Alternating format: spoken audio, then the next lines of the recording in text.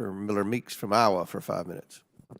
Thank you, Chair Comer, and I also thank Chair of this Select Subcommittee, Brad Winstrip, for holding this hearing and our witnesses for appearing here. I also want to say thank you very much for your support for local public health and your comments on local public health. As the former director of the Iowa Department of Public Health, I was one of the very few people in my first year in Congress during the pandemic in 2021 that talked about the COVID funding that was being put across. Only 1/2% of all of that $1.9 trillion went to non-competitive grants to local public health. And as we know, the CDC went from the CDC to the CDC&P, the Centers for Disease Control to the Centers for Disease Control and Prevention, and more of the funding has gone into other health entities rather than to infectious diseases. And so as this relates to both biodefense, our preparation for the next pandemic, I think it's important. One of the things I've also talked about repetitively and why I was pleased that this select subcommittee was continued into this Congress was one of the rationale in my mind for knowing the origins of COVID-19 and continuing to investigate that and determine that. And I think it's unlikely now with evidence having been destroyed, we will. But the reason for that is internationally. Internationally, we have a vested interest, all communities, all countries, a vested interest in biolab safety. We know that there was biolab for research being done in a biosafety lab too.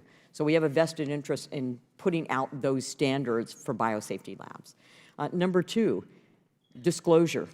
We have requirements for disclosure. They were not followed. And so there is an immediate disclosure 24 hours if you think that there's a virus or bacteria that could lead to a pandemic. So we have a vested interest in making sure that that is followed by all countries. And our international community needs to be part of that. And then three, the ethics of what research is being done. Whether or not gain-of-function research should be done, we had a temporary prohibition on funding that in the United States, and then that was waived. But too often I found in medicine that the research goes forward, and then after it's unleashed and there's a problem, then we start looking at the ethics of that. So the ethics of that research should be done concurrently and in parallel, in tandem. So thank you very much for being here.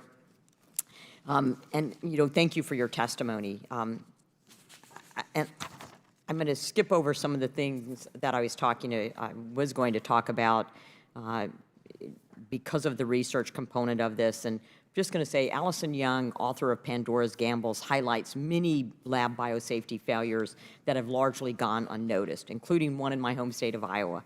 She describes the threat to suspend a USDA National Animal Disease Center's permit to work with dangerous pathogens in Ames, Iowa. And I've visited these facilities, and they're truly great facilities. But it had a failure to abide by regulations that are meant to prevent releases from wastewater systems. According to information from a FOIA request, the USDA National Animal Disease Center had 3 releases of wastewater that were potentially contaminated with select agent pathogens. The Select Agent Pathogen Program, by mistake, released an unredacted report of the 3 lab incidents, which occurred on June 5th, 2019 to April 16th, 2020, and May 3rd, 2020. None of these incidents were reported to the Iowa Department of Natural Resources, even though the incidents were considered as posing a risk to agriculture and public health. So Dr. Parker, the former CDC Director Tom Friedman, expressed concerns that the Select Agent Program did not complete any unannounced inspections to see how labs truly operated. Furthermore, the U.S. doesn't have comprehensive regulations, as you both have indicated, on biosafety at laboratories experimenting with infectious organisms to ensure a safe operation in the United States. You state in your written testimony that you support an independent biorisk management federal authority and claim that such authority could consolidate the patchwork of current biosafety and biosecurity policies and regulations. I'm just going to ask you to further clarify that and whether ASPR would be a good place for that location, given the CDC's failure in this pandemic to take research and then translate that into action or policies or messaging. Sure, thank you for the question. And And I do believe that it is time to consider an independent biosafety oversight in some place in the federal government to consolidate the current patchwork of fragmented guidances and policies. And I'm not saying that each one is a bad policy or hasn't been effective, but it's the overall kind of patchwork. It's confusing for research institutions about who's their oversight authority and for what pathogen, for what funding stream, and so forth. So we need some kind of consolidation and also to look for how we can get efficiencies, close any gaps, and really make it easier for the research institutions, because it's pretty confusing, and that confusion increases our biosecurity risks.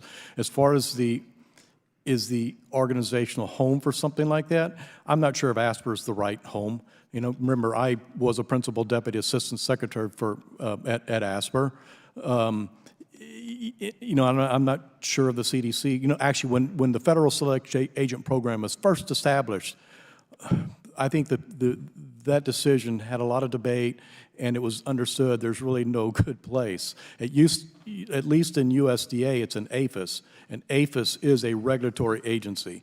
You know, and I think that is something to think about, is what is the right regulatory agency that has that culture, but you have to do it in a way that's going to still not stifle scientific innovation, and that's the challenge. How do you improve efficiencies in our current fragmented system and put it in the right regulatory structure without stifling innovation? And that's hard.